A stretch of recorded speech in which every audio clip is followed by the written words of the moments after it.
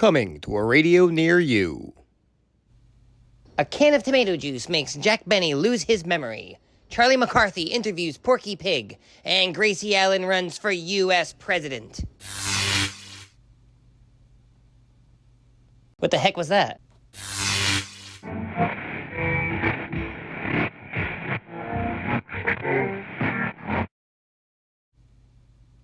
Well, if you're wondering what's happened, so am I. The Mummers in the Little Theater of the Air.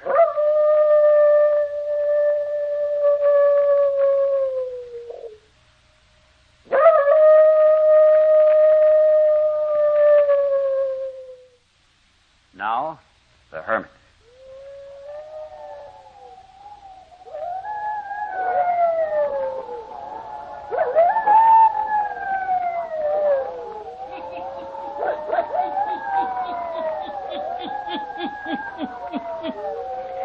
Ghost stories, weird stories, and murders, too. The Hermit knows of them all. Turn out your lights. Turn them out. Have you heard the story?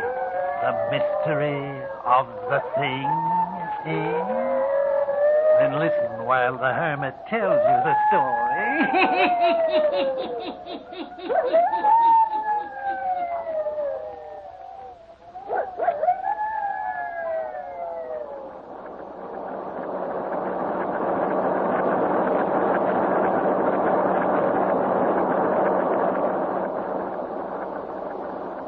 Startling new development and mysterious disappearance of Dawn Forestier, beautiful wife of Dr. John Forestier.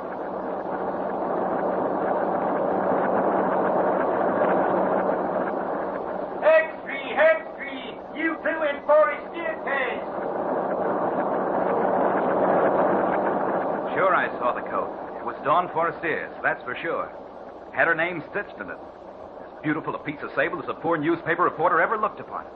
Yeah, and her other clothing was there, too, underneath the coat. Hextree, big foul play in Forestier case. Police hunt for body. Well, read it aloud, Clara. It is believed that the beautiful Dawn Forestier has been murdered. This morning, several hours after Dr. Forestier reported his wife missing, Sexton Rolfe Griggs of Green Cedar Cemetery found a bundle of clothing inside the cemetery gate, which has been identified as belonging to Mrs. Forestier. Oh, golly. In the burying ground. Readers of the Gazette will recall the dramatic circumstances which have surrounded Dawn Forestier since early this year. She was discovered one morning in the spring wandering in the park near Longview Hospital by Dr. John Forestier. Sure, I remember. Read all about it. She was a victim of amnesia. Oh, yeah. Yeah, that means you can't remember who you are or where you came from or anything. It tells all about it here in the Gazette. The doctor took her to the hospital. Yeah. And he named her Dawn. Uh-huh. And fell in love with her and married her. They never discovered who she was. It says here, it was thought at the time the beautiful woman who later became the bride of Dr. Forestier might have attended a masked ball or came from the stage. But no such person was ever reported missing. Well, sure. Don't you recall it, Clara? She was dressed in an old-fashioned gown that was torn all to tatters. Yeah, and now she's disappeared again, as mysterious-like as she came. Oh, gee, ain't it awful?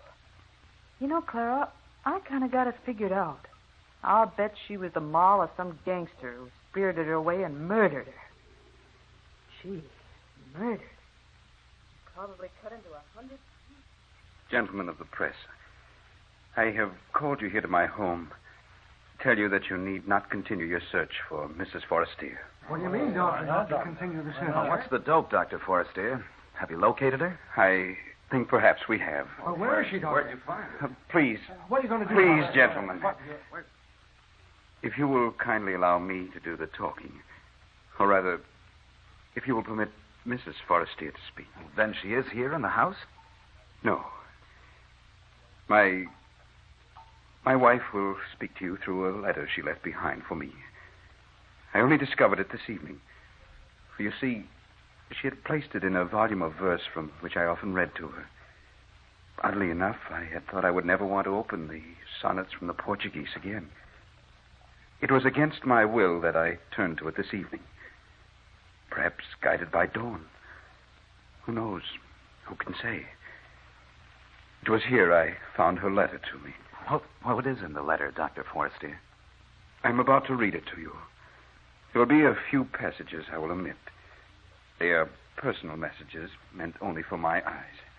But here is the story of the disappearance of Dawn.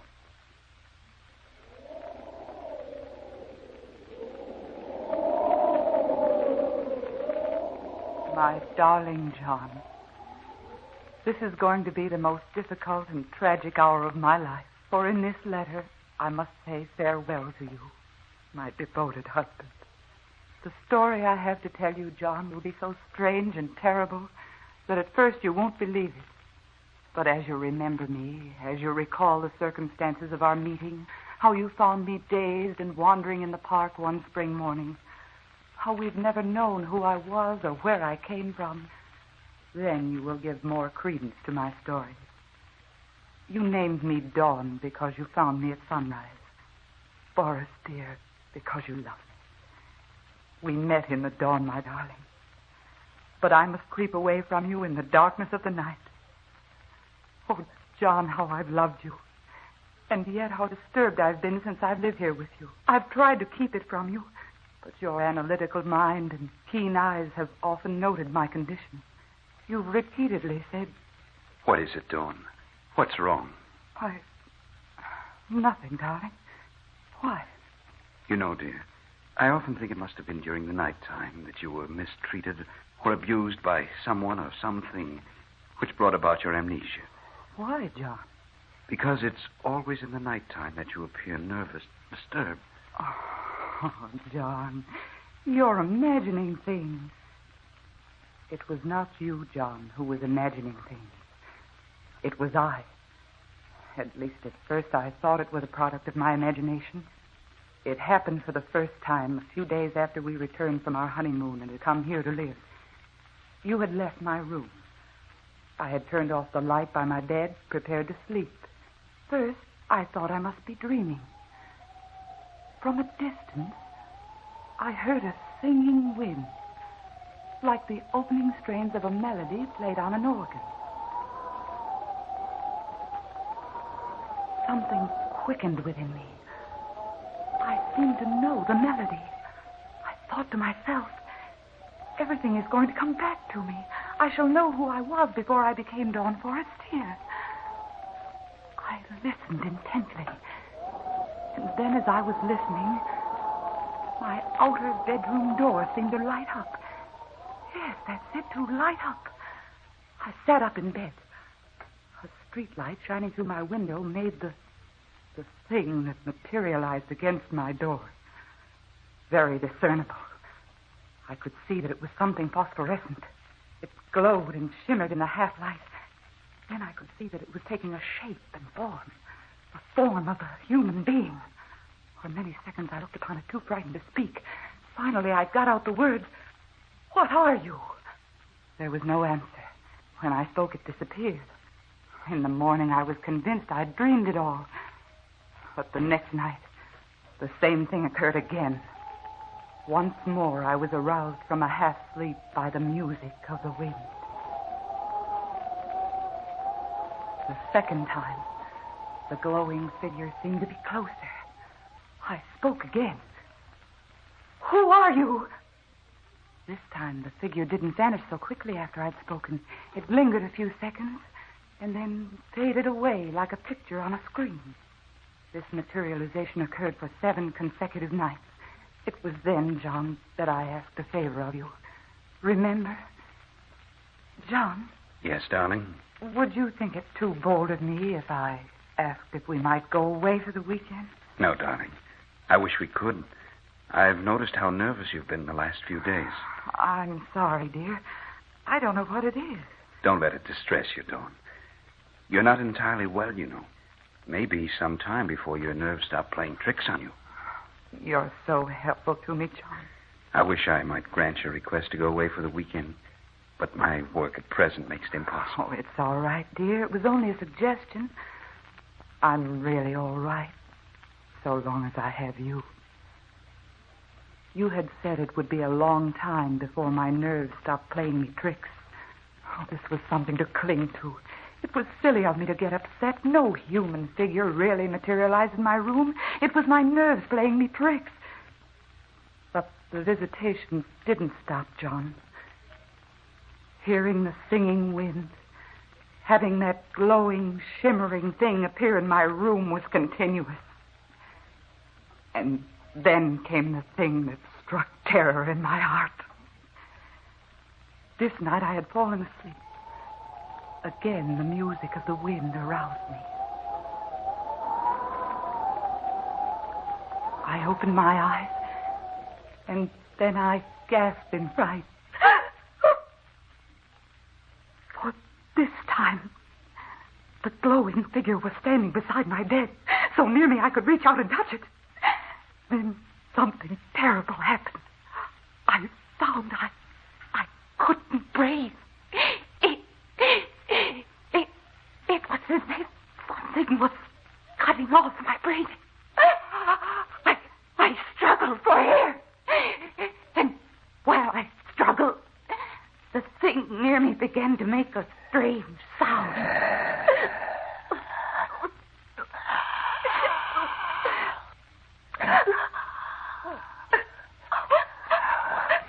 Then I sensed what was happening. The thing was somehow taking the breath from me, getting it into its own body. I must do something quickly. I sat up. I threw my arm out as if to push the thing away. I struggled to push it away. And as I touched it, I could feel something cold and gelatin-like. And then it disappeared. That was the night, John, that I screamed.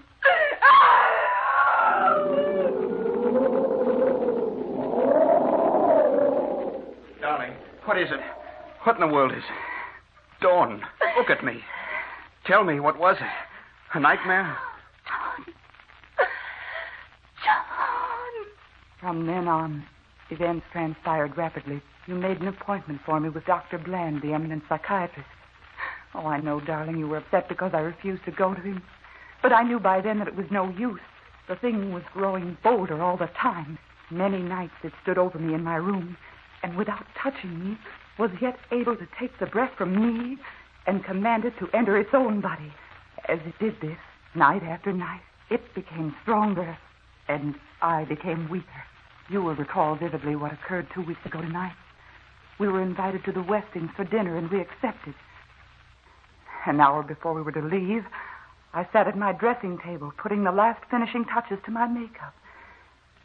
It was only dusk outside. Never had the thing appeared but in the nighttime. I was brushing my hair when I heard the melody of the wind. The figure stood right behind me.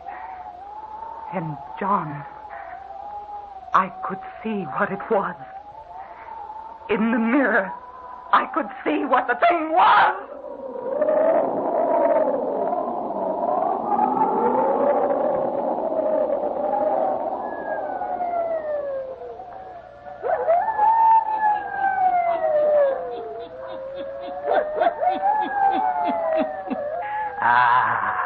And what can be the thing that haunts and torments the beautiful Dean Forestier? The hermit who knows all the weird and terrible happenings on the earth. The hermit will tell you all before the night is done, yes. And now, the hermit.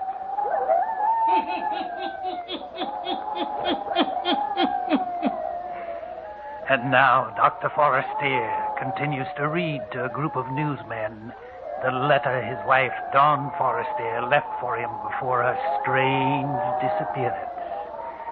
Listen to Dawn Forrester's story of the mystery of the thing.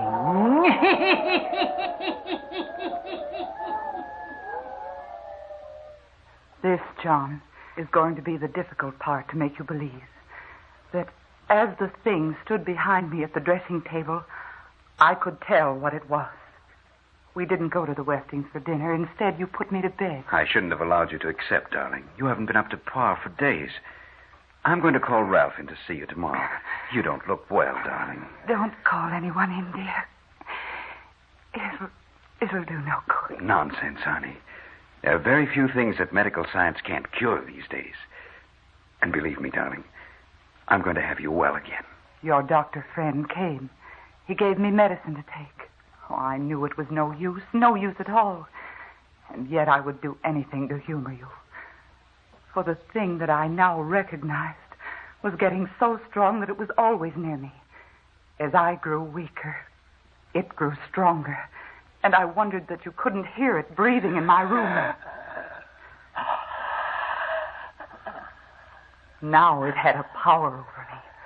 A strong, compelling power. It was the master. I, almost a slave. Night before last, it exerted its will for the first time. It compelled me to rise from my bed. It was so strong now, it could actually make sound. Come with me. Come with me. As I rose from the bed, its phosphorescent glow seemed to envelop me. We moved toward the door, and it opened without the touch of a hand. We seemed to glide down the stairs, out of doors. The wind that touched my face was like the refrain I'd heard over and over again. We moved along the street, I and the thing. With great speed, we covered the streets and were soon on the outskirts of the city. I could see now the place which was our destination. Then I mastered all the willpower left to me, for I understood clearly all the dark things I'd not known before. But John, there was you. I couldn't go to this place where the thing was taking me. I couldn't enter there without somehow leaving word for you. I struggled. I fought with my adversary.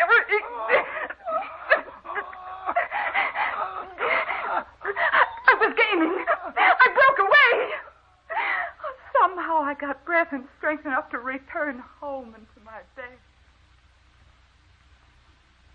Now comes the end of my story. And my farewell to you. Here, gentlemen, I will omit a page. It is personal. But what happened to Dawn? Where is she? Since this morning, when the sexton at Green Cedar Burial Ground found my wife's clothing, permission has been granted by the state for me to check up on the material found in this letter. I've almost finished reading to you. I'm refraining from reading the last pages until we have made a visit to the cemetery. You men of the press will get in your cars and follow me. We may be able to complete and verify the information given to me by Dawn Forrester.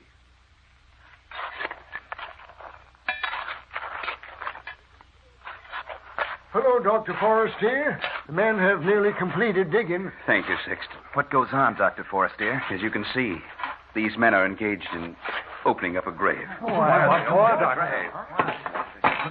We've come to the casket, Doctor. Very well, Sexton. If you'll please open the box. Yes, sir. Can you lift the casket out, boys? Right.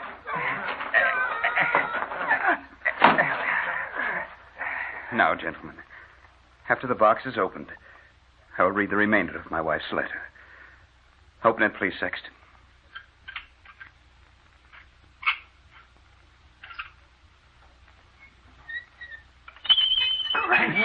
Great heaven. Dr. Forrester, great Scott, why have you opened this grave? Sexton, will you reach in and procure the diamond ring that lies in the coffin? Yes. Here it is, sir. This is my wife's ring, gentlemen. How did it get in this coffin? Here are the last pages of my wife's letter to me. Now comes the end of my story and my farewell to you. John, I knew from the moment I saw the thing in the mirror of my dressing table. I knew from then on who and what it was. The first night I was strong enough to break away from it as it drew me to the gates of Green Cedar Cemetery. And I've spent my last day writing this letter to you. For tonight, the thing will appear again. And this time, I must follow it. I must follow it to the grave, John. Into the grave. I know how it will be. The thing, the protoplasm that has appeared before me so many nights and has grown in features and strength, will absorb me until I'm no longer a living person, and I must follow it.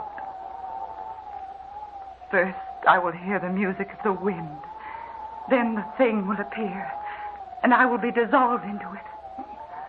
John, my darling, in case you don't believe my story, open the grave near which you will find my discarded clothing. For I'm wearing the ring you gave me, my love. I'm wearing it as I return to the grave. For you see, John, the thing that I saw in the mirror, that which has gained power over me, is I, John. It is my own ghost, come to claim me to return to the grave from which I broke away.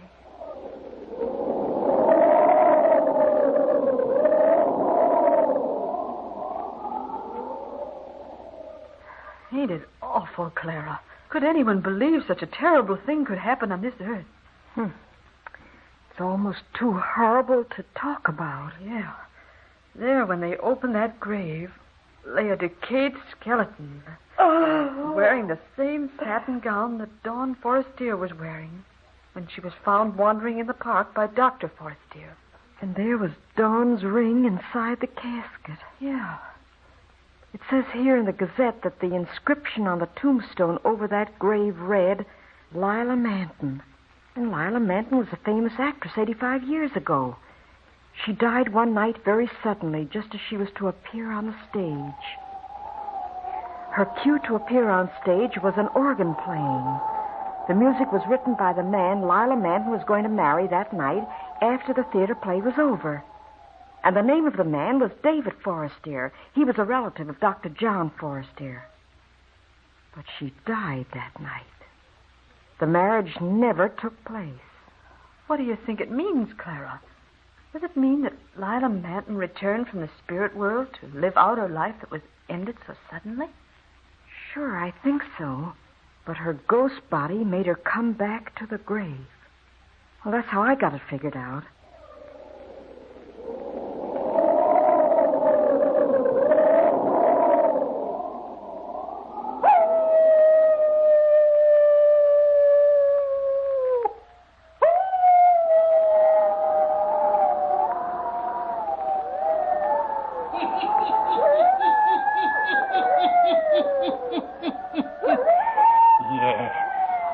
Dawn Forestier was haunted by her own ghost body until it finally absorbed a new vision and shape and made her return to her grave.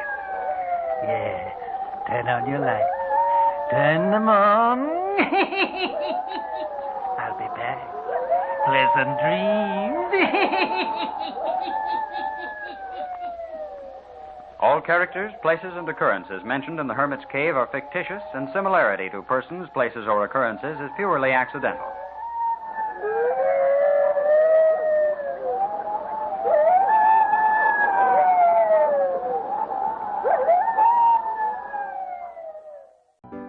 It's intermission time at the Baba Gully Show. Time to refresh yourself and visit our snack bar. Got a yen for some hot popcorn?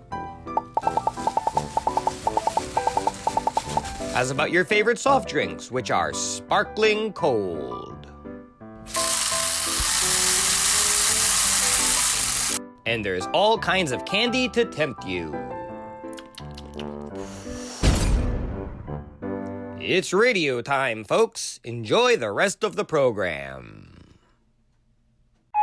OTR Halloween Holidays presents The Baba Gully Show.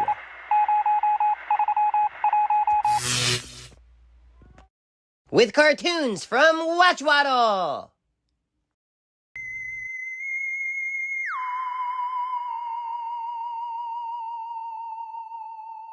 And now, get ready for Baba Ghoulie Horror Show's classic sci-fi theater.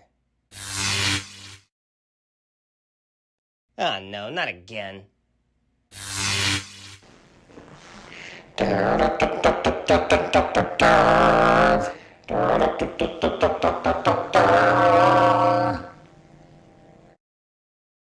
We at Watch Waddle apologize for we have been hacked by the Max Headroom incident.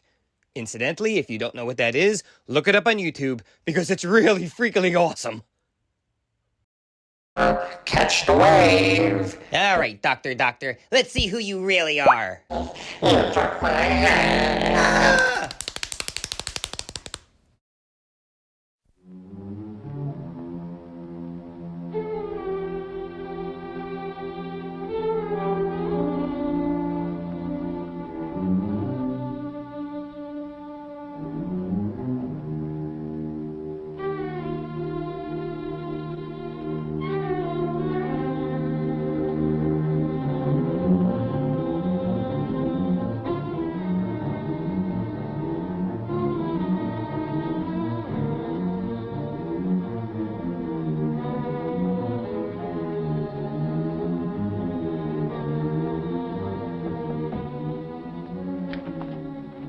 Come in, General.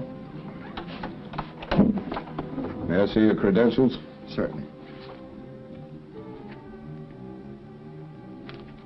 You ought to have the key. Yes, it arrived by special messenger late this afternoon.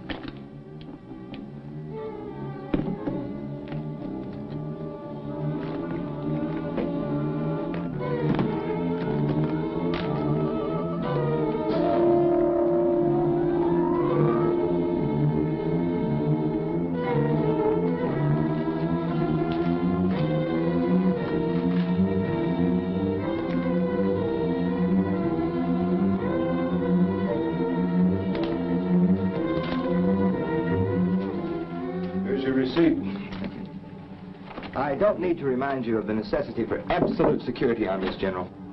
No. I realize that civilization itself may depend on it. Good luck.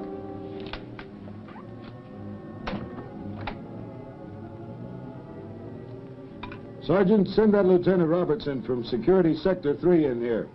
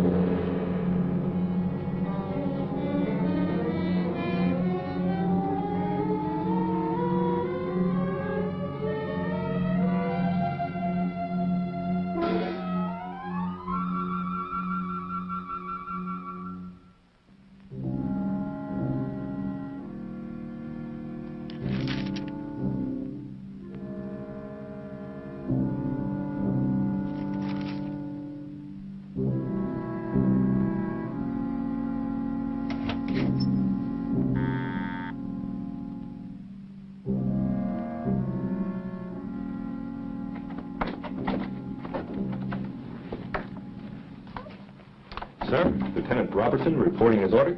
Sit down, Lieutenant, and relax.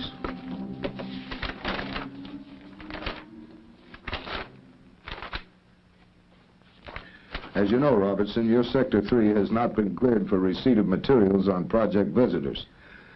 So I'll have to give you a verbal briefing for relay to Colonel Harrison. I'll ask that you not take notes, but that you absorb everything you see and hear. Now, due to certain events which I'm not at liberty to disclose, we feel that Sector 3 will be the probable place for the next contact. Now, pay close attention to the information recorded on this film. It was prepared by L Section of our UFO Division. This latest military film concerning Project Visitors was obtained from the remote-controlled high-altitude satellite Space Eyes, as well as from ground tracking stations.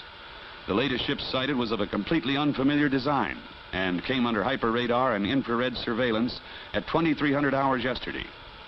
The alien ship veered for a close pass at the United States Remote Meteorological Laboratory in orbit 15CX. No attempt at communication was made. The orbiting object then resumed its Earth intercept course at a rocky point along the Sierra Madre in the western portion of the United States.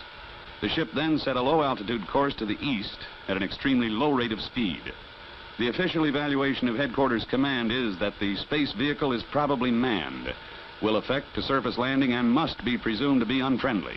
It is imperative that absolutely no public information be released at this time to prevent a probable worldwide panic. Infrared scanners lost contact with the vehicle over the central United States in the general area of Security Sector 6.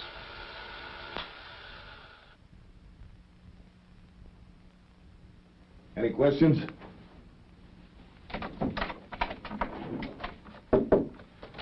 All right, Lieutenant, your transportation's waiting. You should be back in your sector within an hour.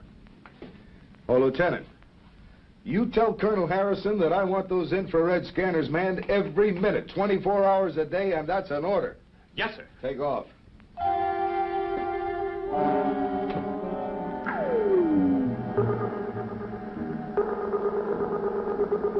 Got anything on the infrared scope? Yep. Moving body. Get it on the scanner.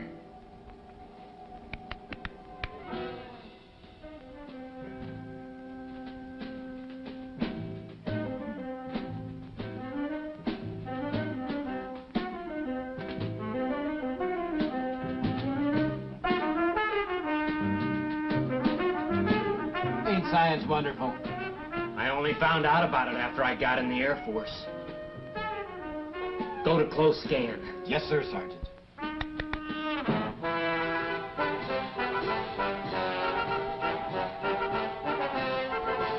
Harold? Yeah? Harold, somehow I have the feeling that we're being watched. Well, sure we are, by all the kids in the other cars. Later on, we may watch them for a while. Right now, let's get back to minding our own business. But, Harold, I just know they're watching us. Good. Now that's over. Let's go back. Wait. The feeling I have is it's like someone out there is watching us. It's just your imagination, pussycat. There's no one kicking. Oh, I truly admire science.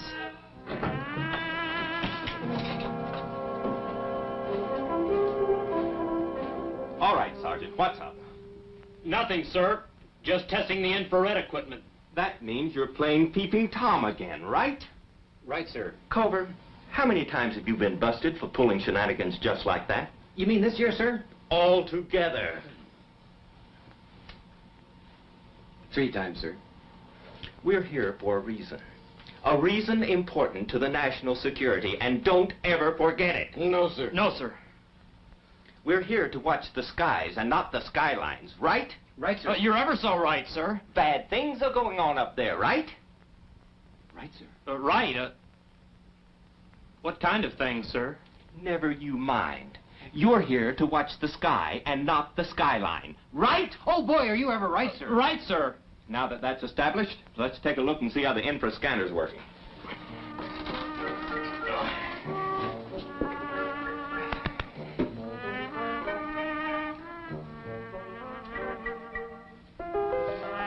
Ooh, Harold. How about that, pussycat? Yeah. How about that? Sir.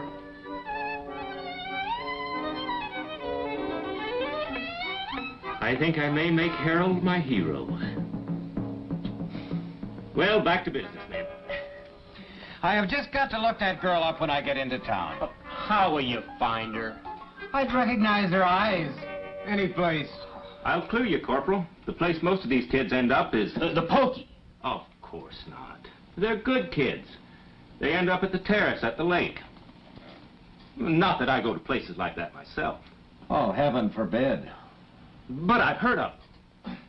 Whatever the lieutenant says, sir. I'm with Him, sir.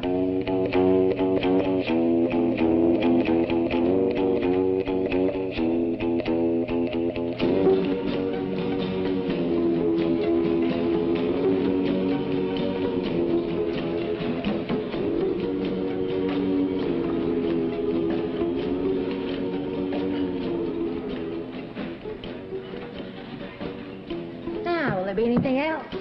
Right now, I can't afford what I'm thinking. I'm sure of that. And I got news for you. You never will.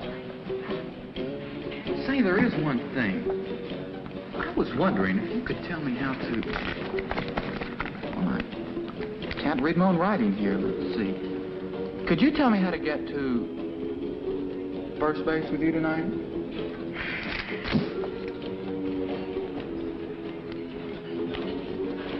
Well, at least I tried. Trying's all we ever do, ever since we hit this town. We should have never come here in the first place. Guess a guy's got to be a native in this burg before Dan will give him a break. Don't give me that. Let's go home. I'm bushed. Look, this is country, man. Things move slow here. I tell you, I got a tip that this town's a cinch for a quick buck. Look, so all we have to do is get some kind of pitch going at the fairground. Now's all we have to worry about finding the right thing. Skip it. I'm going to bed. We'll pull out in the morning. Well, I'm loaded for action tonight. I think I'll take a drive and see what I can pick up. Fat chance. Remember, the car's half mine, so drive carefully. Your half's the front seat. I won't be using your half much tonight. Oh, big lover. All mouth, no action. Want to lift back to the boarding house? No, I want to walk off my great expectation. I wouldn't want to hold back the wheels of progress. Or should I say the progress of a big wheel.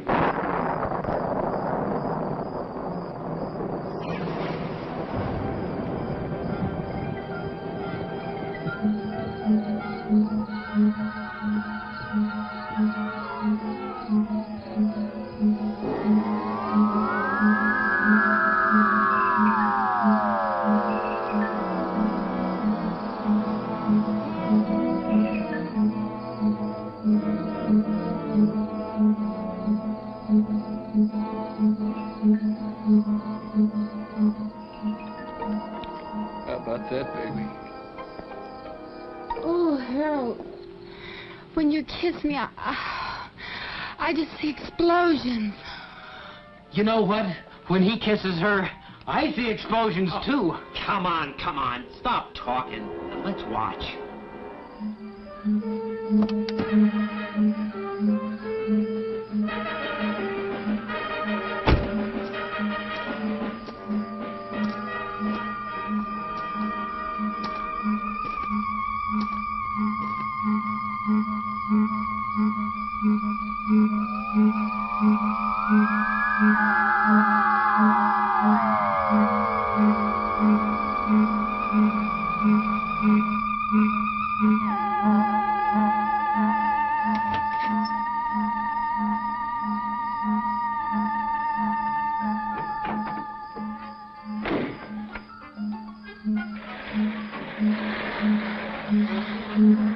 Wait a minute now. You're sure it was out by the old baby place? Sure, dead sure. Oh, it was probably a plane going down. Anything could happen with these crazy electrical storms we've been having. That's it. Low lightning, what else? Or do you still believe the old Bailey house is haunted? Maybe the ghosts have come back. That old place was built before the Civil War. Could be. Well, how's your recruiting coming along, Lieutenant? Not bad. Hey, why don't you Shanghai a couple of them? Are you kidding? Wonder what they're jabbering about.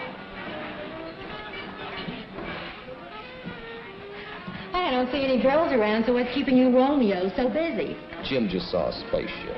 Only one.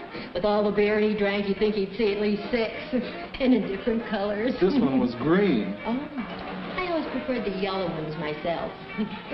Say, speaking of yellow ones, why don't y'all go over and talk to that Air Force recruiting officer? So that's what he is. I've seen him hanging around town. That's what he says he is. The boys were just kidding about seeing a spaceship, Lieutenant. Everyone knows there's no such thing. How many times do we have to deny it before people will believe us?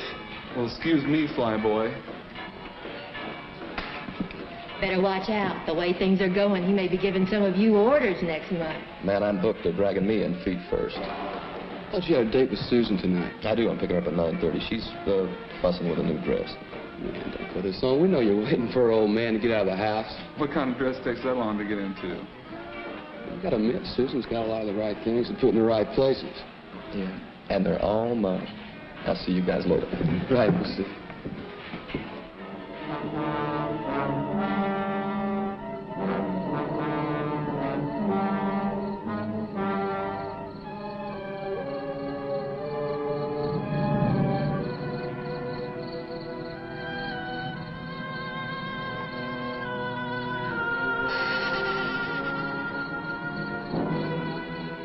Another carload of them blasted smooches on my property. I'll get the law after them.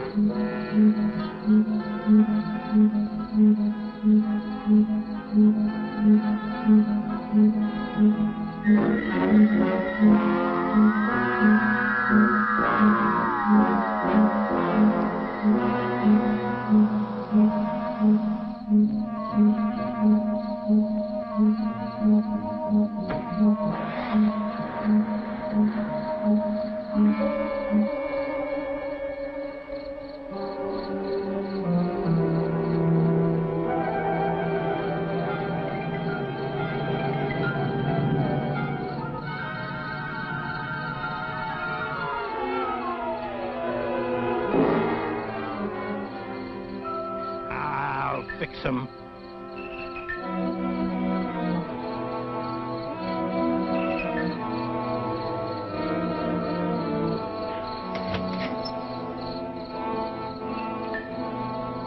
The hilltop's crowded tonight as usual. Well, why not? We're only young ones. Besides, I'm going to show you the moon. The moon I can see anytime. You can.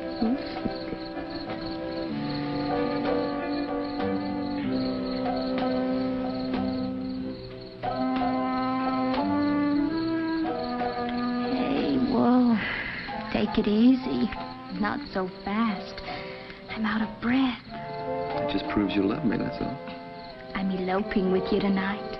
That's proof enough, isn't it? It sure is, seeing how your father hates me. No, it isn't that bad.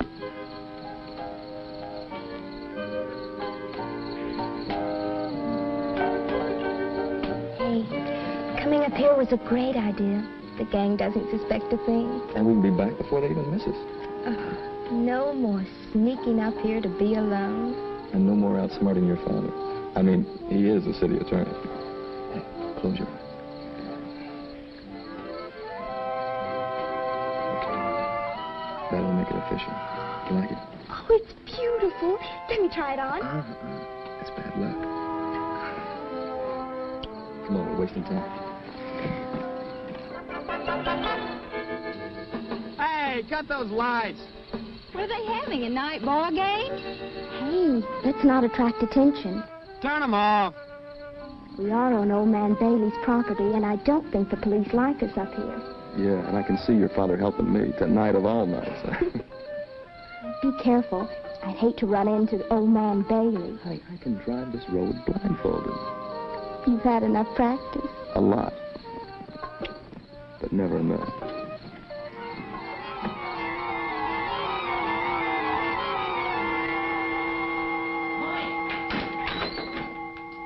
Mike, we've made it. At last we've hit the jackpot. Turn off that light, you bum. Wake up, I said. Mike, we've got it made. We're millionaires. Oh, yeah. Yeah, go to bed. But this is different. It's big. Oh. Now, look. I'm not trying to give you a pitch, but get this. You and me are going to put on an exhibition with the first and only truly authentic spaceship. You woke me up to tell me that? Told you it was big, didn't I? Well, I've seen one. Just like all these jokers have been saying. It's big and round and glows sort of funny-like and gives off this funny sound like rrrr, rrrr, like that. Oh. Rrrr, like that, huh? Yeah. And it landed over somewhere near that old house that's supposed to be haunted. Great, isn't it?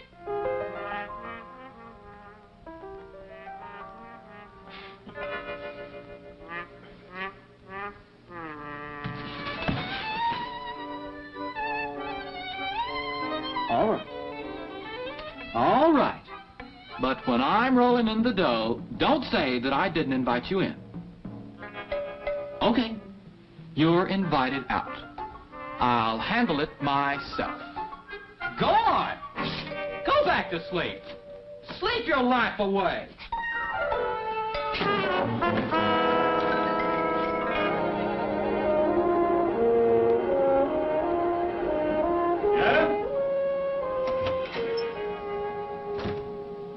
Sir? Come in, what is it?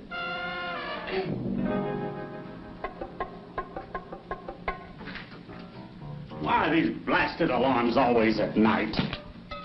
About this so-called spaceship of yours. Just where do you think it is? From what these kids said, it must be somewhere northeast of town. Well, that checks with the last report we had from the radar station. I assume your man had it on the scope. Hadn't we better get right out there, sir? The general was pretty sore at us for letting the last one get out of our scope. Army intelligence really scooped us that time. Scoop, did you say? Just a figure of speech, sir. Well, I hope so. Lieutenant, there's just one thing I want to caution you about. Yes, sir? In civilian life, you were a publicity man. What are you getting at, sir? Just this. Our job is to prevent a possible nationwide panic by keeping the information from the public. I figure a public information officer is about the last thing we need. I didn't request this assignment, sir. I know that. But get this straight, Robertson. If you leak one word of any of this to your cronies, I'll have you court-martialed and shot. Do I make myself clear? Yes, sir. Yes, indeed, sir. Good. Now go down the hall and get your men. And tell them to load their weapons.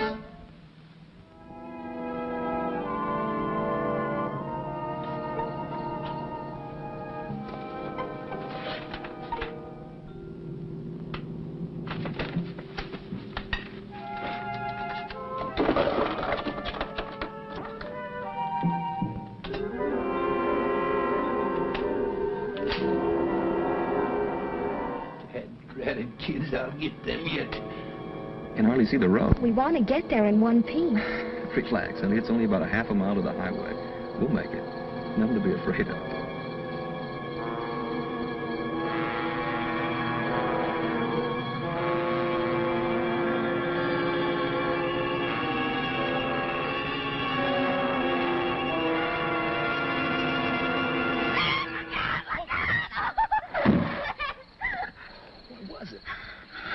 I don't know. It happened so fast. I didn't even see it. Hey, wait for me. Dan, what have we done? It's a body. Come on, give me a hand. Let's take him to the hospital.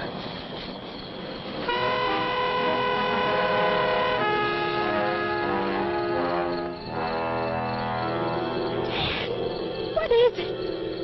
I don't know. Is it still alive? Whatever it is, I killed it. Oh, I think I'm going to be sick. Stan, take me away from here.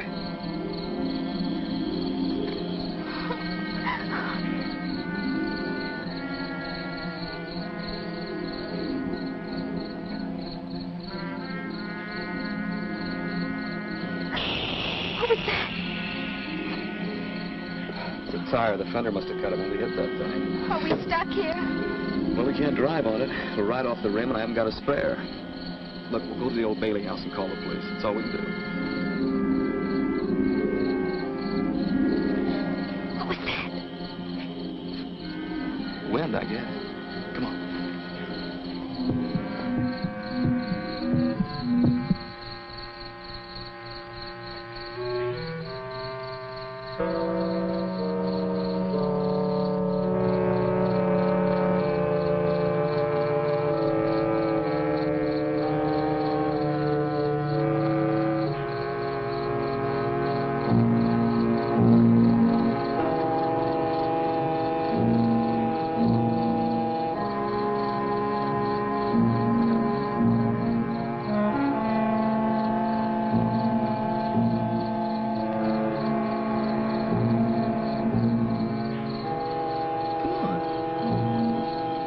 What's the matter?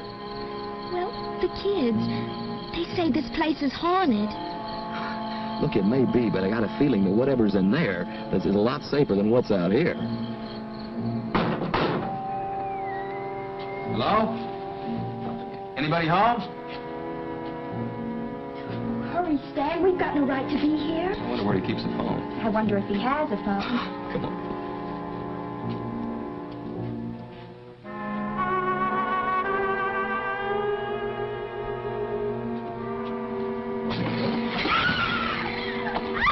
Honey, I'd rather do it myself. I'd rather you did it, too. Opening strange doors isn't the thing for a good, clean, living American girl to do. You're right. You can never tell what's on the other side.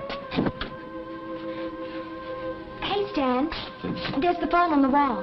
Oh, thanks. Now, you see, there's nothing to be afraid of. You just keep your wits about you and things begin to take on the proper perspective. Oh, you men, so masterful. I know.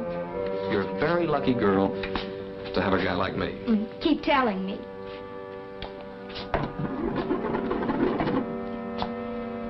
Operator, give me the police department. It's an emergency.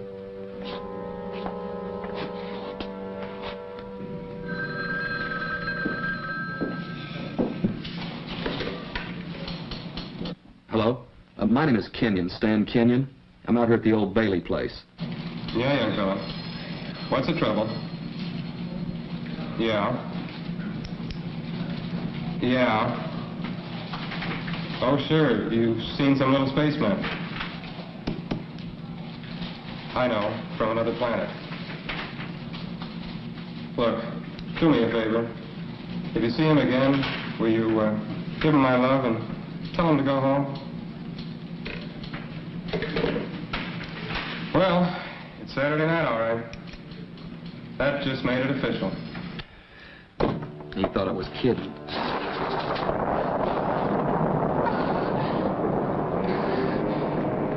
No. Take it easy, honey. Take me to the kitchen, see if you can find some candles or something. I'll tell the cops.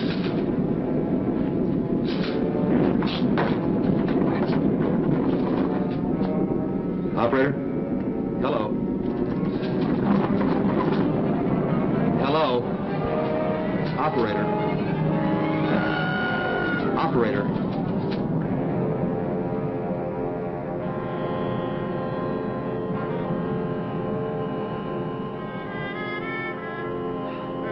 Operator?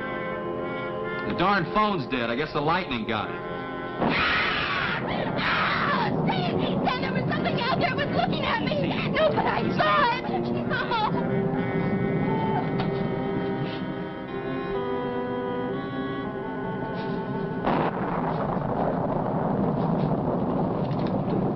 What are you doing in my house?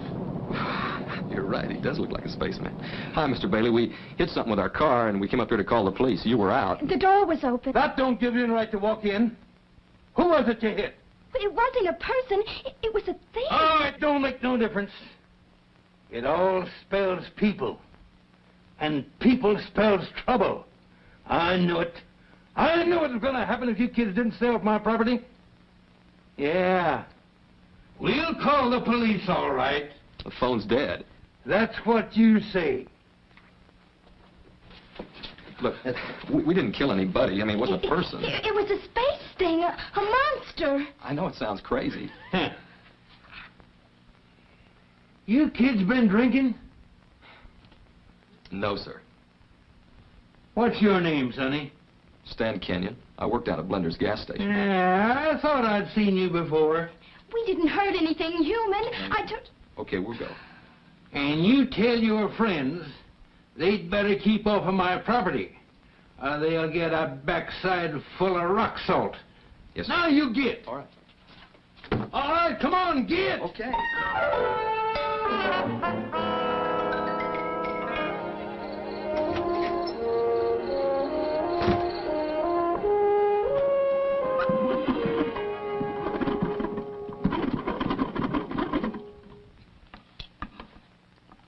Hello, Sarah.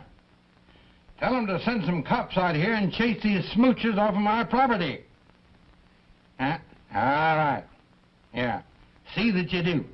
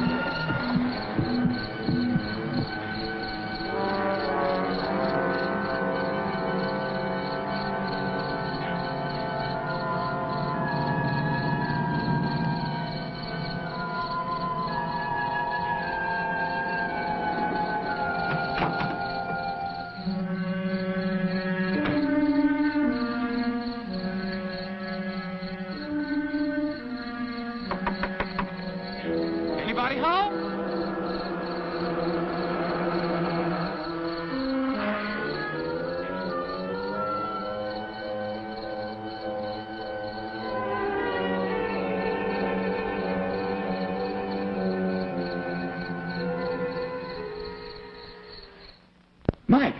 Carl! Now listen. Listen, Mike. This time I've got proof. What is it, Carl? Now listen, Mike. I can't tell you what it is, but I swear I'm telling you the truth. I can't tell you what it is. Because I don't know what it is. It's stuck under a car. Now listen, Mike. Get a cab and come out here. I need your help. Yeah, well, that's too bad. I'm going back to sleep. But Mike! But nothing. Goodbye. Mike! Don't hang up. Now listen. Do me just one favor. Clean everything out of the refrigerator. The refrigerator? Yeah. What I'm bringing home is perishable. We've got to keep it on ice. Got it, Mike? Including the shells. That's my boy. You won't regret it. I swear to you. You do believe me, don't you? I'll be right home with it. Sure, everything out of the refrigerator. Everything. Got it? I got it! I got it!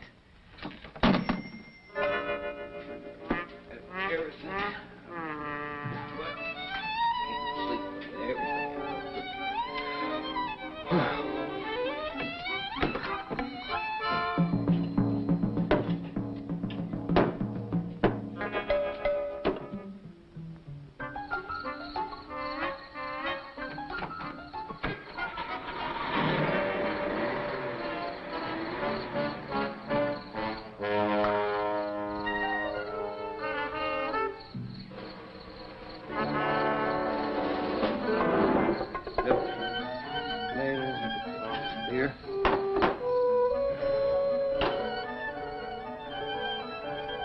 What the heck am I doing?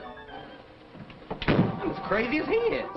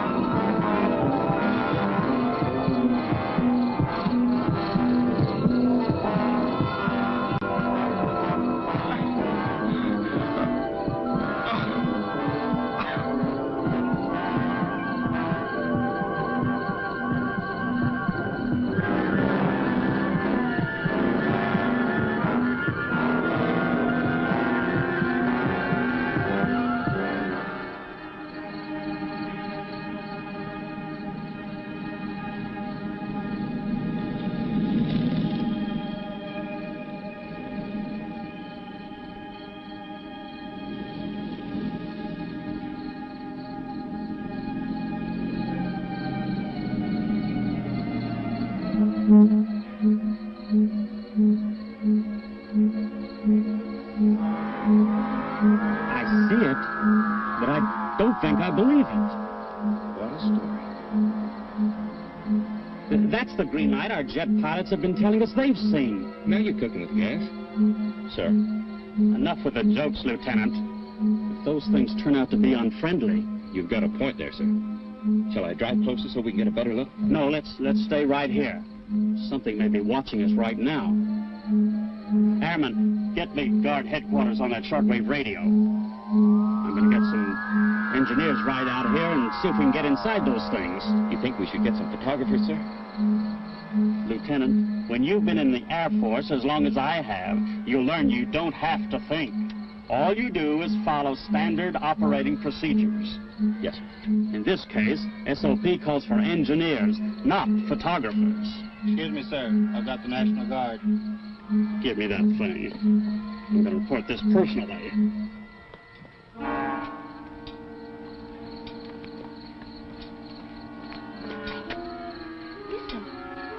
Yeah, come on, let's see what it is.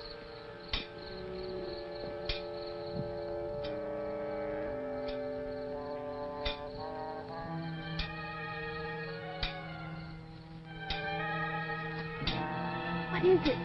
It's one of those space things, a live one. What's making that noise? He's banging away at the fender of the car with some kind of a hammer. Oh, let's get out of here. I'm with you.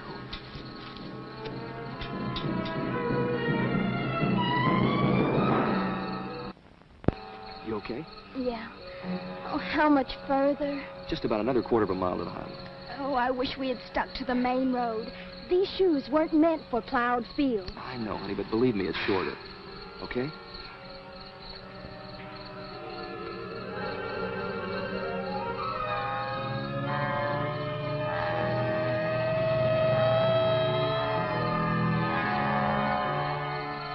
Police car. They must have believed you after all. Come on, let's go back there. The police will take care of those things.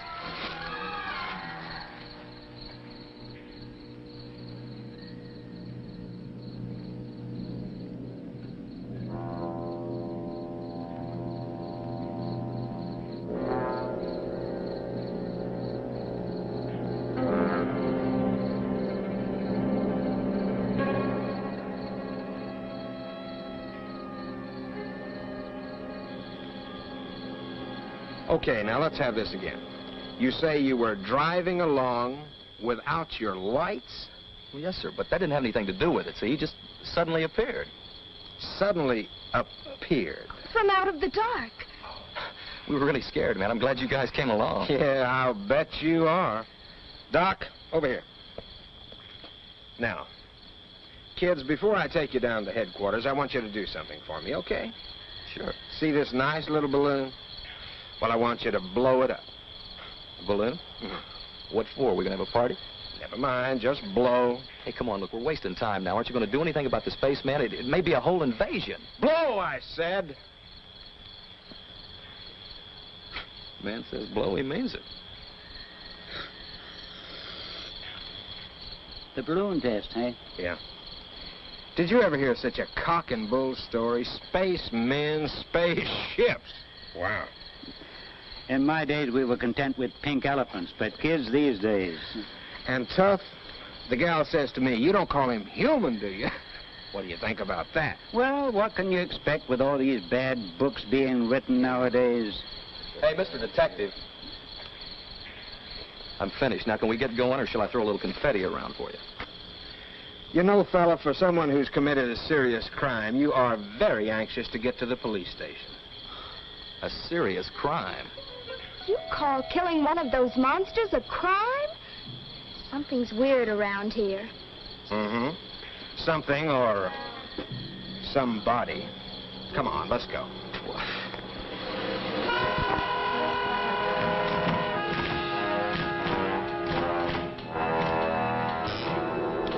Now, if you'll just read this before you sign it. Look, this is silly. We've told you what happened. Now, why don't you do something? That's exactly what we're doing, miss. This is not a statement. It's a confession. Now, look, you admit driving the car, don't you? I told you that. And with the lights off? Right, but that didn't... Now, look, buddy boy, whether you realize it or not, driving without your lights and killing the man is against the law in this state. Killing a man? You don't call that thing a man, do you? And I haven't even added in drunk driving yet. But when we get the balloon test back, that's another strike against you. Look, officer, my father's city attorney, and I demand that you send for him right away. I was waiting for that. Well, miss, it so happens that I know your father, and he's already been sent for. He'll straighten you out all right. Look, I'm not saying another word. Now, you want to try to beat it out of me, you go ahead. Beat it out of you? It never fails. Try to be nice to a young punk, and next thing you know, you're up on charges of using the third degree. What's this about the third degree? Oh, Daddy, these people are crazy. Stan and I have had a horrible time. Thought you told me you were going out with Bill Moore. Not with this roughneck. But don't you want to hear about the monsters? I heard that ridiculous story when the sergeant called. Now listen to me, Susan. If it's humanly possible, I'll get you out of this mess. As for this boy, he can take his medicine. Thanks a lot. They're ready for the identification, sir. We'll be right over. If you'll come with me, we'll make the formal identification. Look, Mr. Rogers, wait till you see this thing, and then maybe you'll believe us.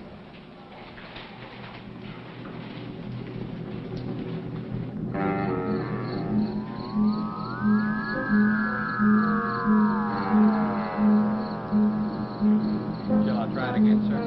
Go ahead. We have you surrounded. Come out and you will not be harmed. I don't believe anybody's in that thing. Probably under remote control. Would you like to take a walk out there in the open and test your theory? Well, no, sir, not especially. Then shut up and start thinking of a way to explain this thing without throwing the whole nation into a complete panic. Yes, sir. Beg your pardon, sir. Maybe if we fire a few rounds at it, we'd scare someone out. Anyhow, get some reaction. All right, go ahead. Yes, sir.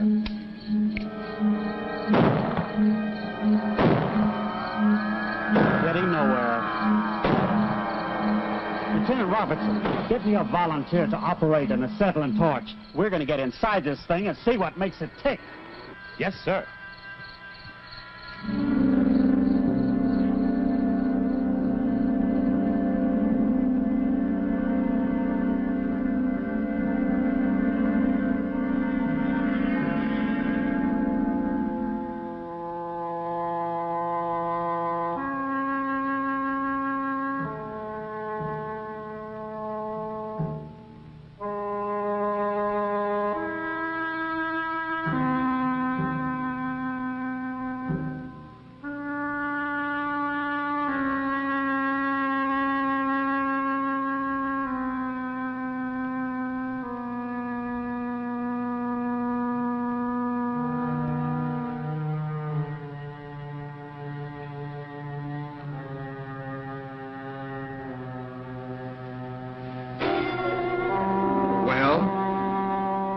I didn't run over this man. I ran over a monster. Are you still on that kick?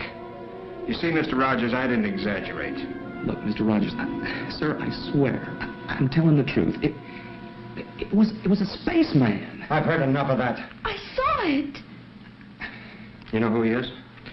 Well, according to a driver's license we found on him, his name is Carl Fenton.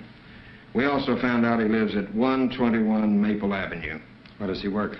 Well, as far as we could discover, he doesn't. He and a friend of his kind of just drifted into town about a month ago. A friend? Yeah, a fella he was living with. We tried to call him to come down and identify the body, but well, we didn't get an answer. I see.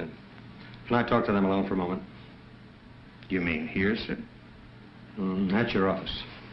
All right.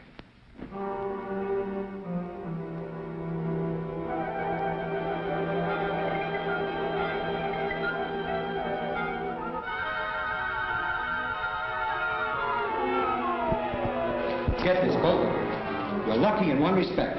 The man you killed is a nobody. There's only one person who's interested in the charges against you, and that's his roommate. But, Daddy, I swear to you, Stan didn't kill anything that was... Quiet, Susan. At least Stan has the sense to listen. Now, tomorrow I'll go over and talk to this Carl Fenton's roommate and see what we can do to help Stan. Come on, Susan, I'm taking you home. I won't go unless Stan goes. Don't be foolish. You're not liable. Yes, I am. Stan's lying. I was driving that car. Hey, now, wait a minute. You've covered for me long enough.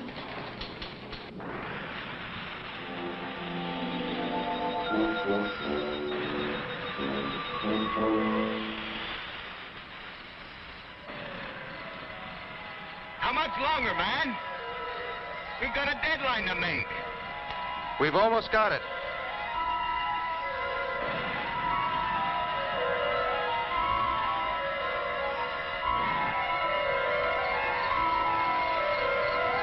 Hey, look at that. Looks like some kind of fuse.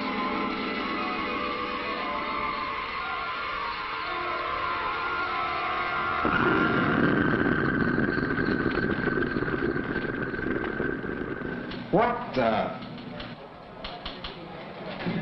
Looks like there's been an explosion over near the Bailey place. Okay, let's go. What was that? Something blew up.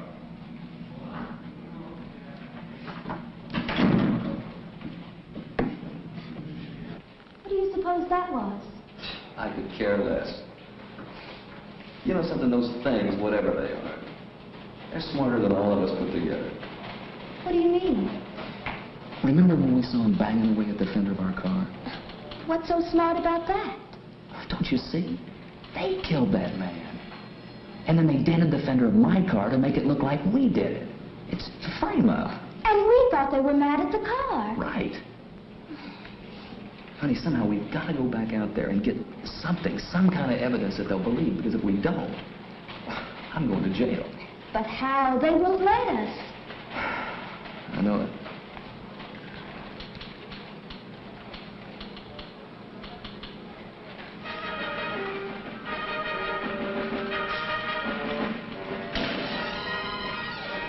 Get it? What are we waiting for?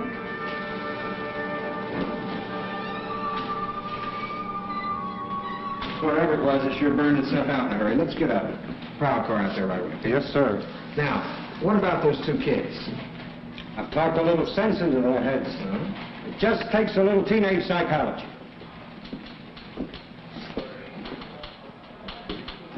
They're gone. Little fools. Forget it. So you talked some teenage sense into them, did you? Look, officer, they were scared to death. Don't put this in the record. I'll take the full responsibility.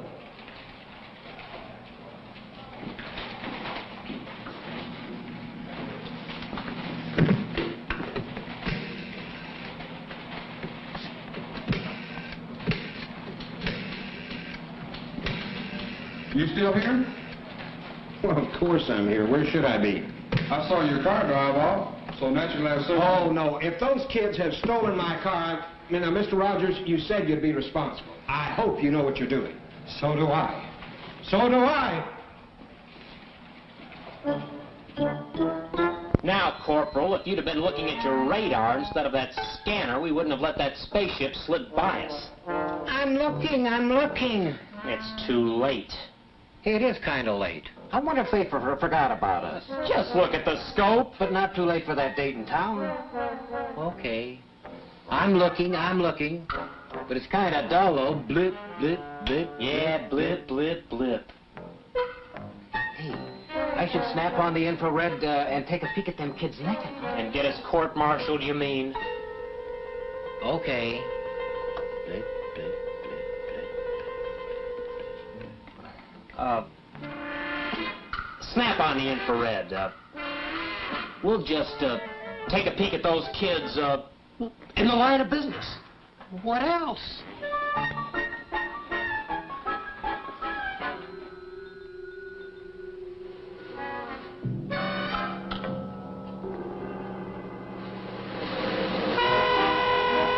What do you make of it? I think I have some weird monster film on TV. Nothing as ugly as that could be for real. Oh, no. Have you looked in your mirror lately? Funny, ha, ha, ha. But it must be near the end of the picture. How can you tell? Well, that searchlight swung by, right? Right. Well, that stupid monster's beginning to stumble. I'll bet you $5 he falls right off that cliff. Have you seen this picture before? Scout's honor. No. You've got yourself a bet. Now, watch.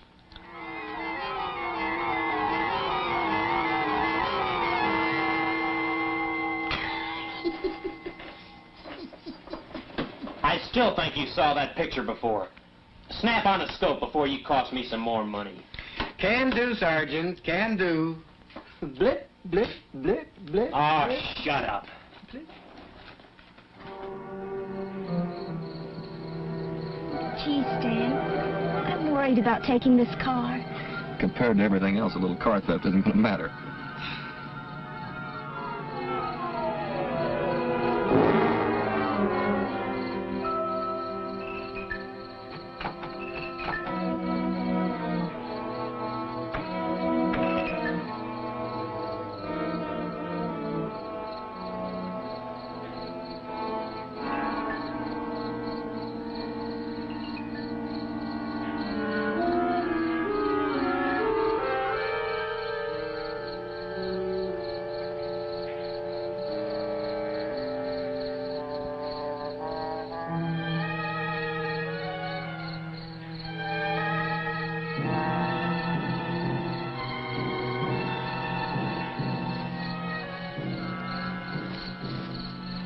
see anything, honey?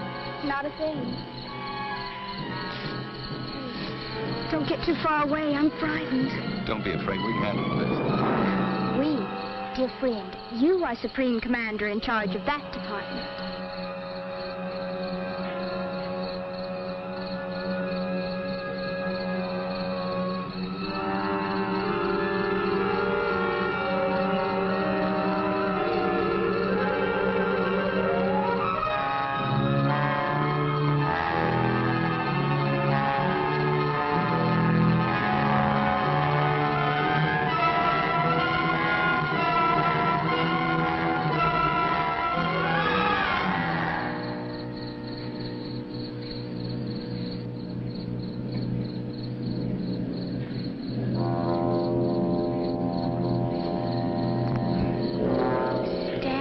Silly. The police were all over here and they didn't find anything. Yeah, I guess you're right. We might as well go on back. Unless this whole thing is a dream, which is a polite word for nightmare. Come on.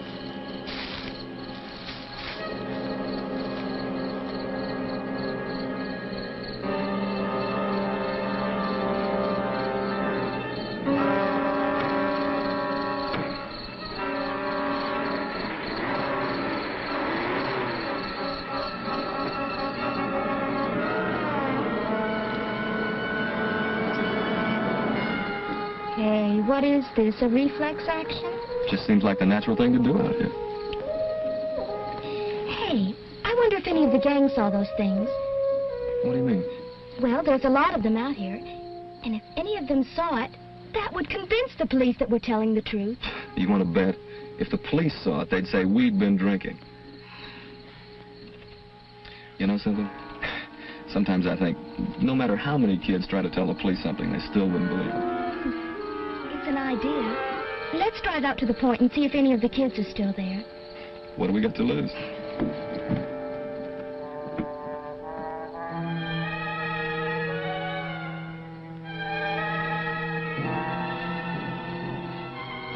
I'm sorry, Stan. I just can't relax. Yeah, I know what you mean. This would happen tonight of all nights, huh?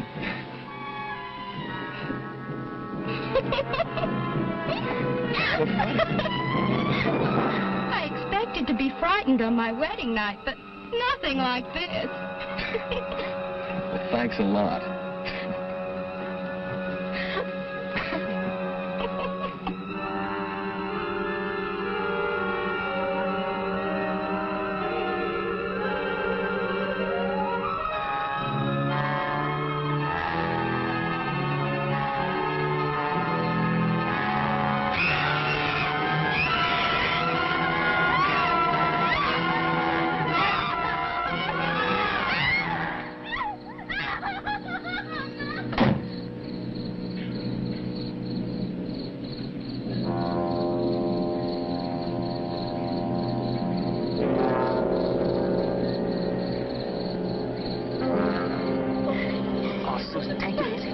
Trapped inside. Oh, Stan, take me away from here, please, please. Honey, don't you see? At last we've got some evidence. Oh, needs it. And how are we going to get it to the police station? We'll just have to get somebody to come down here and see it, that's all. But who? Hey, remember what your father said? At the police station, he was right about one thing. The one person who'd be interested enough to listen to us is Carl's roommate. We just gotta find him. But where is he? Wait a minute. 121 Maple Street. That's it. We'll go over there and get him. Okay? Come on. That is, without a doubt, the craziest story I've ever heard. Look, will you just call and check with the police? They've been trying to get you all night, but nobody answered. Yeah, thanks to these. When you live with a big mouth like Carl, you gotta have a secret weapon. Oh, please call the police, please. Come on. Okay, but if this is some kind of a joke... Whatever you say, don't mention our names. If they find out we're here, we're done for. Don't worry. Hello, operator. Get to the police station. Hello, police. This is Mike Lawrence. I live at 121 Maple with my roommate, Carl Fenton. Did you say Carl Fenton? We've been trying to get a hold of you. Your roommate was killed tonight. A hit-and-run victim. Killed? Do you know who did it? Yeah, there were 2 kids, a boy and a girl.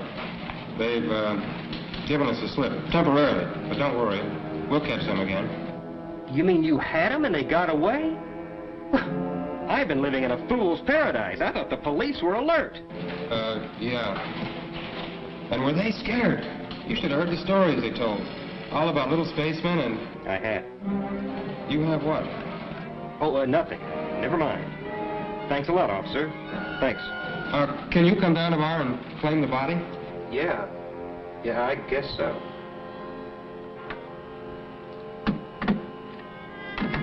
Well, we telling you the truth? Your story checks out. Carl tried to tell me something about it. Now will you come with us? I'm a nut. Yes. Give me a chance to get dressed. Now, I'm not saying there is a claw, mind you. But if there is one, I'm going to get a picture of it. Hey, great. It's a hot one. What's so funny? I'm just thinking how Carl will feel when I put him on exhibition as the world's first victim of a spaceman. Well, let's get going.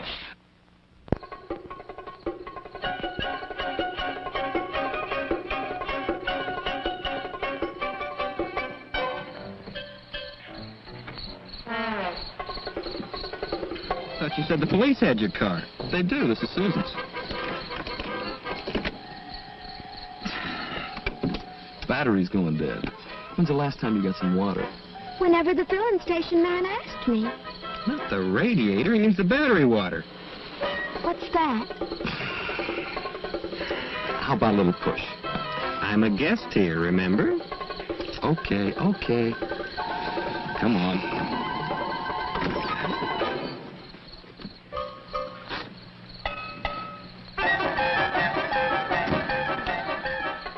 I like this. No top, no motor, but a brand new shiny spotlight. Somebody afraid of the dark? Oh, I didn't get it for that. What did you get it for? Well, the crone makes an excellent mirror. Well, at least she's got muscle. No brains, but muscle.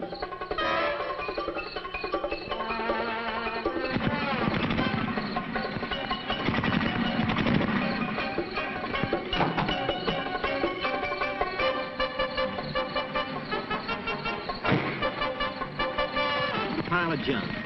Please watch your language. Elvis is very sensitive. Elvis? Yeah, the gang calls her Elvis. She shakes and shimmies a lot, but she can really go.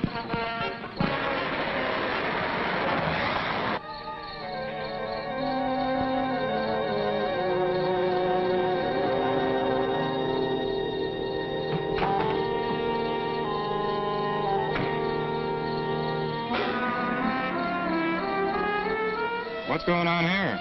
It's all right, Sergeant. One of our jets crashed. 26. Got a signal. Yeah, had a busy night, too. Been flooded with calls from people who say they've seen flying saucers and little spacemen. 27. Wonder how that rumor ever got started. Now you got me, Sarge. 43 Irving Boulevard. Well, good night. Night, Sergeant.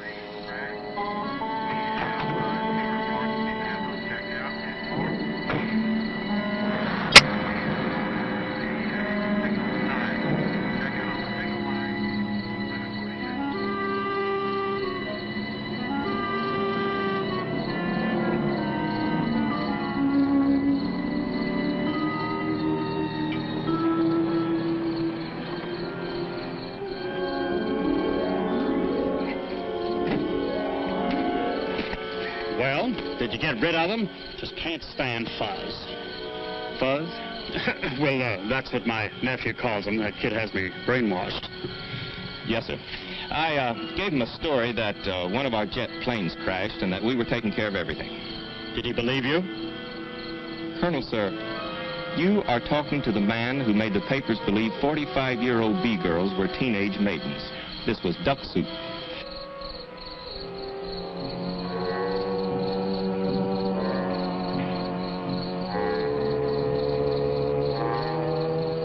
Did you find any signs of life, sir? Anything, I mean, besides the fuzz. Whatever flew that thing down here went up in smoke. Nothing left but ashes. Job well done, sir. Makes you proud, doesn't it? Clean all over, sir. That's the ticket. Being a part of a show like this, protecting your country from alien invaders. Think of it. Nobody but this special unit and the President of the United States know what really happened here tonight. You mean you think we know what happened? Well, of course we do. I think. This top secret security business is like scratching, Colonel. Once you get started, it's hard to stop. Just what are you getting at, Lieutenant? Spit it out. Colonel, did it ever occur to you that there might be other things being hushed up by other units just like ours?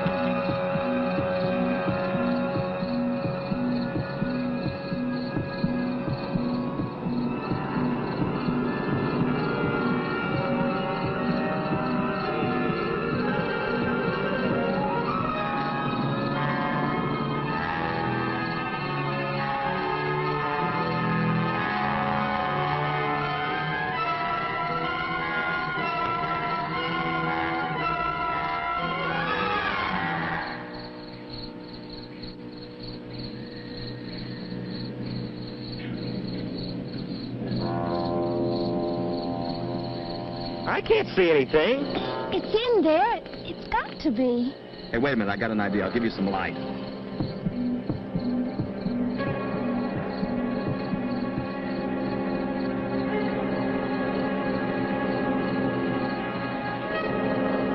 What was that?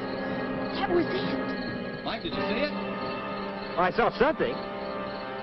Whatever it is, it's on the floor. Look at that, Stan. I'd never believed it. Seeing's believing. Man, could I clean up with a dozen of those. What could they do? Play 6 pianos. Or 3 pianos and 3 drums. What a combo. We call them, the fingers. You're pretty sick. Oh, and I may be. I gotta get a picture of this.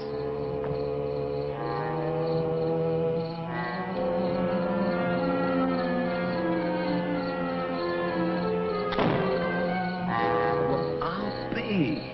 If it lets you live. It's gone. But, well, I saw something. It was right there.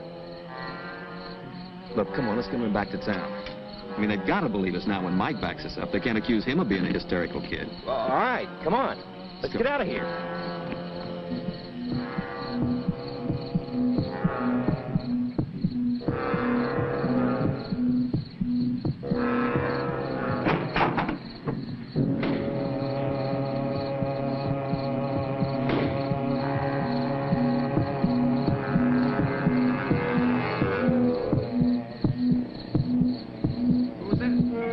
Start getting excited now. You got to be absolutely calm when you call the police. I'm glad you told me.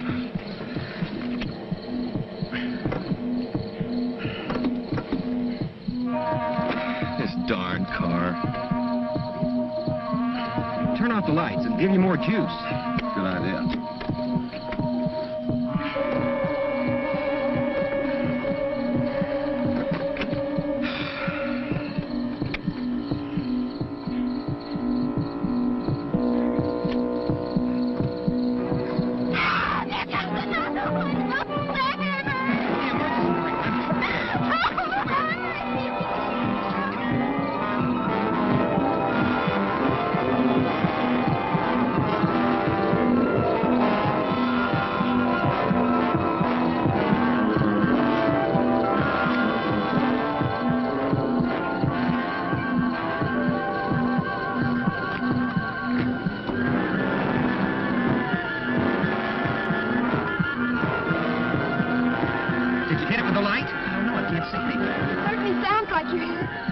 bushes. Sam, use the spotlight. Turn the spotlight on him.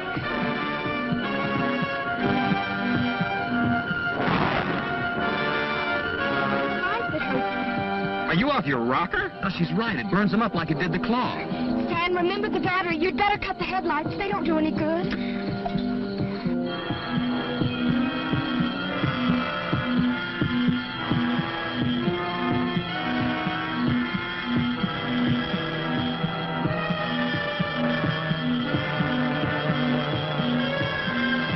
Now what'll we do?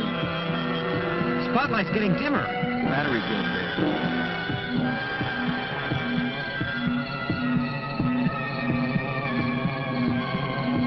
Looks like we're goners. That's it! Let's make a run for it!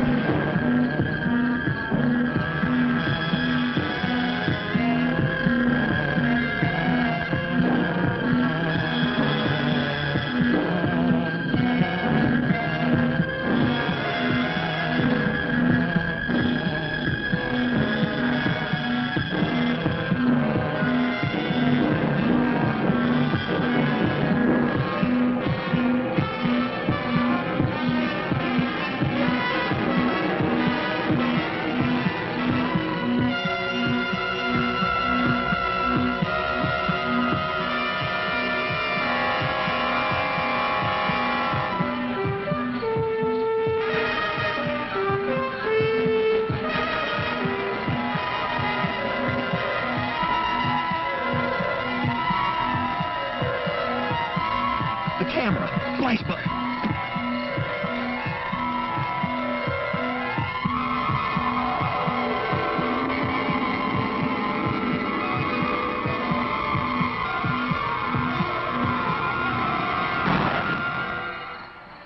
Let's go. It's now or never.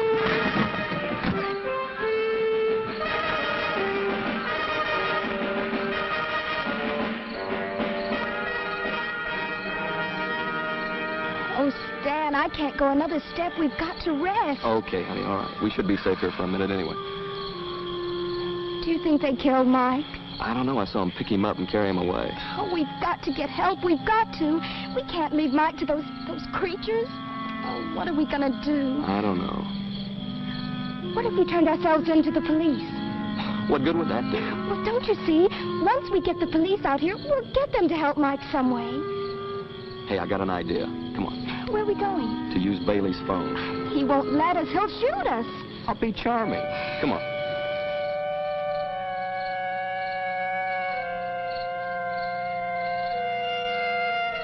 Right.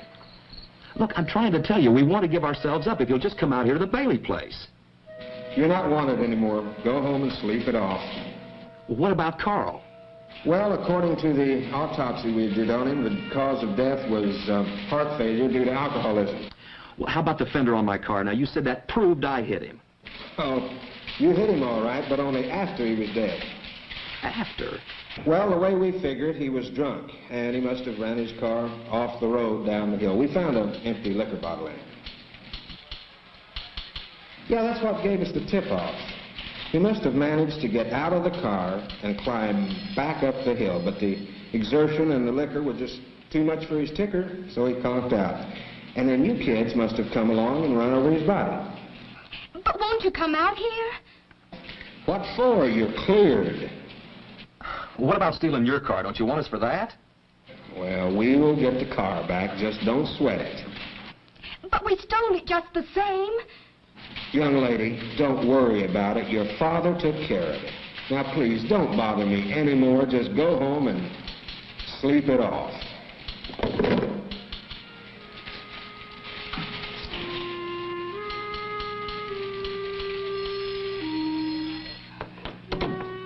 Great. Trust Daddy. He came through again. Yeah. Hey, how about the gang up at the hill? Oh, no, not at a time like this. Oh, don't be silly, honey. I mean, they'll still be there. Maybe they'll help us. At least they'll believe us. What makes you think so? Because they're not like our parents, and they won't think that we're drunk or nuts or something just because we're young. Maybe you're right. It's worth a try. Come on.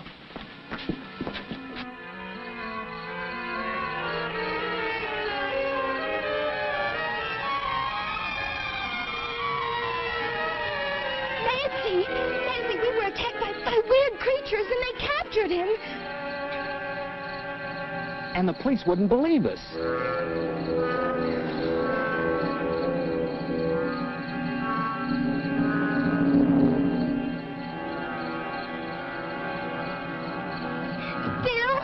Bill, will you help us?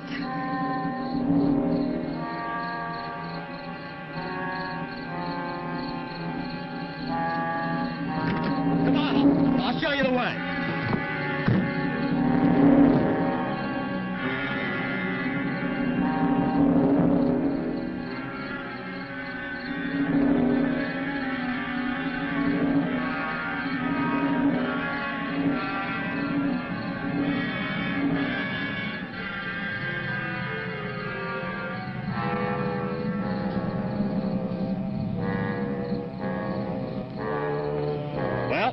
That does it. Not a trace. Good night's work. Now we can get some sleep. And read about the jet crash in tomorrow morning's paper. Oh, aren't we regular devils?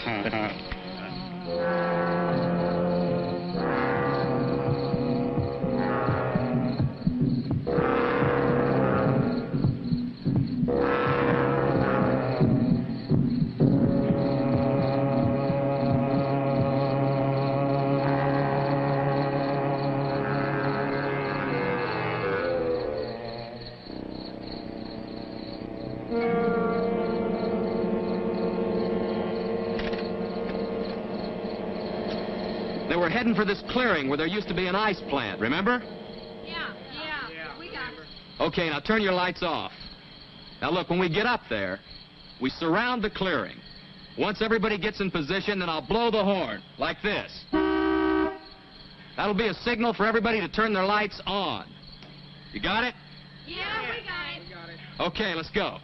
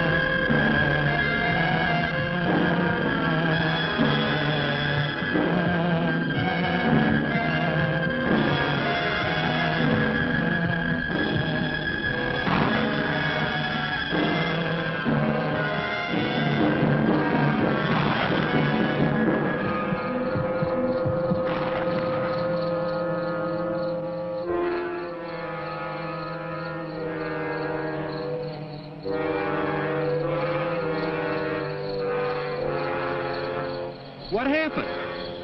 Where am I? You're all right. They had you, But we burned them up. I think we were I don't we believe really it. got them. It was... But how'd I get here? Where am I? Don't you remember? Spacemen.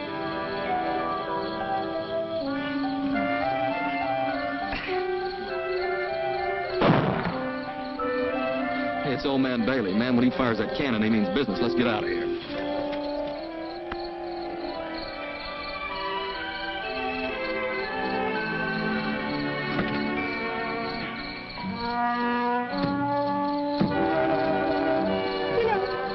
bet that nobody will ever believe us. Of course not. Why should they? After all, we're just a couple of crazy kids. But what if they come again? What if there are more of them around right now? I guess all we can do is hope that the next guy that runs into one is 100% certified adult. I guess you're right. You know, being young does have its compensations. Like what, for instance? Ralph, how'd you like to be my best man? And Cheryl can be my maid of honor. Hey, man, have you slipped your track? I just got back on it.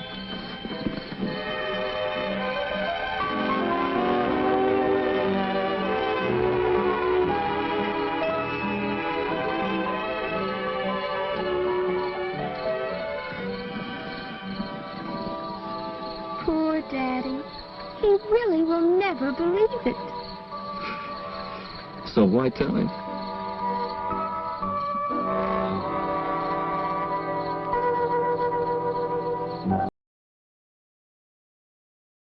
This is Watch Waddle Cartoons on the Baba Ghoulie Radio Show, signing off for the evening.